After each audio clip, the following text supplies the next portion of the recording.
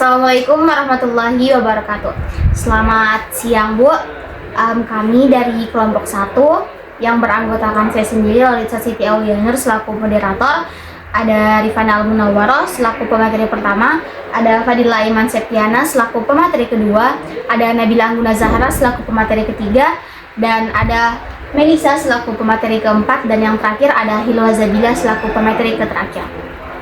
Oke, di sini saya selaku moderator. Kami akan menjelaskan mengenai studi kasus website analisis mengenai website Infocos. Nah, di sini yang pertama yakni studi kasus analisis website Infocos.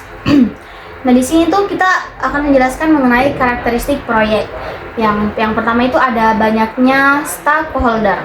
Nah, stakeholder adalah pihak yang terlibat atau berkepentingan dalam sistem, contohnya pencari kos, pemilik kos, dan juga admin dari website tersebut.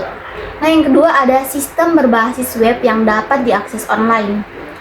Website Infocos adalah aplikasi berbasis web yang bisa diakses melalui internet. Artinya, pengguna bisa membuka website ini menggunakan laptop ataupun smartphone. Bisa digunakan kapan saja dan di mana saja. Nah, yang ketiga itu terkait karakteristik ini, yakni data yang dikelola cukup banyak, seperti data kos, harga kos, fasilitas kos, lokasi kos, dan foto-foto mengenai kos tersebut.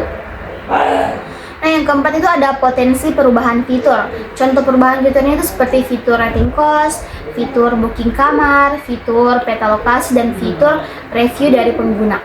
Nah, yang terakhir dari karakteristik ini yakni integrasi fitur komunikasi. Contohnya, website memungkinkan adanya komunikasi antara pencari kos dan pemilik kos. Contohnya seperti chat melalui website atau chat melalui WhatsApp langsung.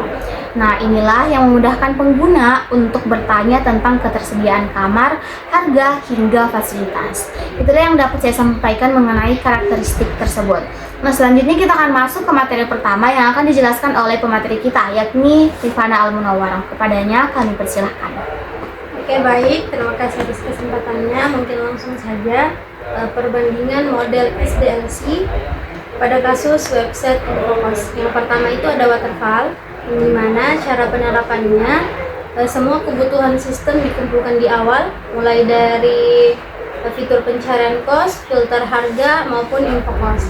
Setelah itu pembuatan dokumen requirement sistem, terus desain sistem dan database dilakukan setelah requirement sistem selesai.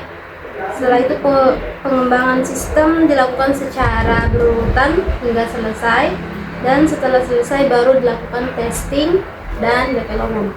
Adapun kelebihan dari pada model ini yaitu dokumentasi sistemnya lengkap, terus struktur pengembangannya jelas dan mudah dalam pengelolaan proyek. Adapun kelemahannya, sulit melakukan perubahan fitur dan user baru bisa melihat setelah sistem selesai. Nah, adapun risiko utamanya yaitu jika kebutuhan pengguna berubah, maka sistem harus didesain dari awal. Mungkin sekian dari saya kembalikan ke moderator. Ya, itulah tadi penjelasan mengenai materi pertama kita yang telah dijelaskan oleh pemateri pertama. Selanjutnya kita akan masuk ke pembahasan yang kedua nih, yang akan dijelaskan oleh saudara kita, Fadila Iman Septiana. Kepadanya kami persilahkan. Baik, terima kasih atas kesempatan yang telah diberikan oleh moderator. Di sini saya akan menjelaskan model kedua, yaitu prototyping. Nah, cara penerapannya yang pertama itu membuat prototipe tampilan website seperti halaman pencarian kos. Yang kedua, user mencoba prototipe tersebut. Yang ketiga, dilakukan revisi berdasarkan feedback pengguna. Yang terakhir, prototipe disempurnakan hingga menjadi sistem final. Nah, kelebihan pada Infocos yang pertama, pengguna dapat melihat sistem di awal. Yang kedua, tampilan sistem lebih sesuai dengan kebutuhan user atau pengguna. Dan yang terakhir, mengurangi kesalahan dalam requirement.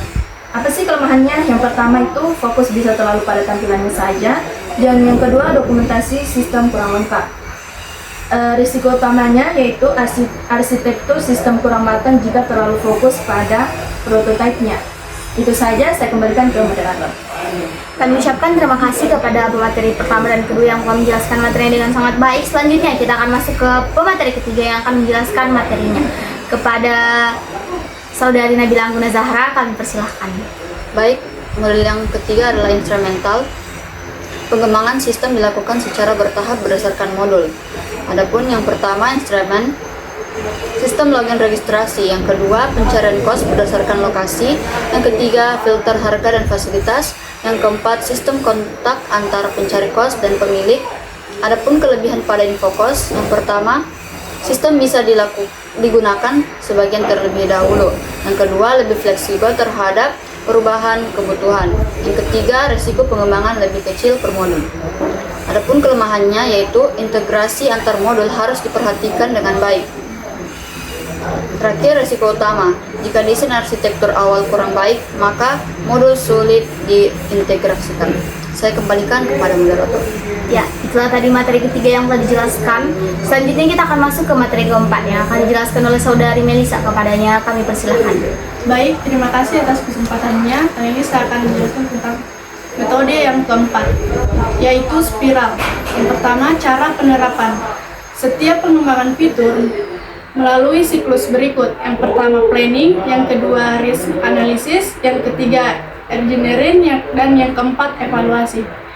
Kemudian contoh resiko pada infokos.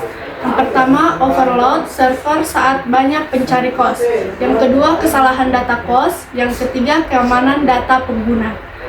Yang kedua, kelebihan pada infokos, yaitu resiko sistem dapat dianalisis lebih awal. Yang kedua, cocok untuk sistem yang berkembang. Yang ketiga, keamanan sistem lebih diperhatikan. Kelemahannya, biaya pengembangan lebih tinggi dan membutuhkan tim yang berpengalaman. Resiko utama. Yang pertama itu proses pengembangan bisa terlalu kompleks jika proyek tidak terlalu besar. Itu saja yang bisa saya sampaikan. Saya kembalikan ke moderator. Oke, kami ucapkan terima kasih kepada pemateri ketiga dan keempat yang telah menjelaskan materinya. Selanjutnya kita akan masuk ke materi terakhir yang akan dijelaskan oleh Saudari Hilwa Zabila. Kepadanya kami persilahkan. Baik, selanjutnya adalah metode Rapid Application Development atau RAD. Metode ini berfokus pada proses pengembangan sistem yang lebih cepat dibandingkan metode lain. Dalam penerapannya, pengembangan akan berdiskusi langsung dengan pengguna melalui workshop untuk mengetahui kebutuhan sistem. Setelah itu dibuat prototipe atau contoh awal sistem, lalu dilakukan perbaikan secara bertahap berdasarkan masukan pengguna. Kelebihan dari metode RAD ini adalah pengembangan sistem bisa lebih cepat dan perubahan fitur dapat dilakukan dengan mudah. Namun, metode ini kurang cocok untuk sistem yang sangat kompleks karena bisa menimbulkan masalah performa jika sistem semakin besar. Mungkin itu saja, saya kembalikan ke moderator. Nah, itulah tadi penjelasan yang telah kami jelaskan. Mungkin jika ada kurangnya mohon dimaafkan. Selanjutnya kita akan masuk ke kesimpulan dari materi kami hari ini. Nah, kesimpulan model yang paling cocok berdasarkan analisis terhadap website Infokos ID tersebut menggunakan 5 model SDLC itu dapat disimpulkan bahwa model instrumental dan spiral merupakan model yang paling cocok. Nah, alasannya kenapa nih? Nah, alasannya website Infokos memiliki banyak fitur yang dapat dikembangkan secara bertahap. Perubahan kebutuhan pengguna sering terjadi sehingga membutuhkan model yang lebih fleksibel. Pengembangan bertahap menggunakan penambahan fitur baru tanpa harus membuang ulang sistem. Nah, yang terakhir itu mode spiral membantu mengelola risiko dalam pengembangan sistem. Ini yang dapat kami sampaikan. Jika ada kurangnya mohon dimaafkan. Wabillahi taufiq wal hidayah. Wassalamualaikum warahmatullahi wabarakatuh.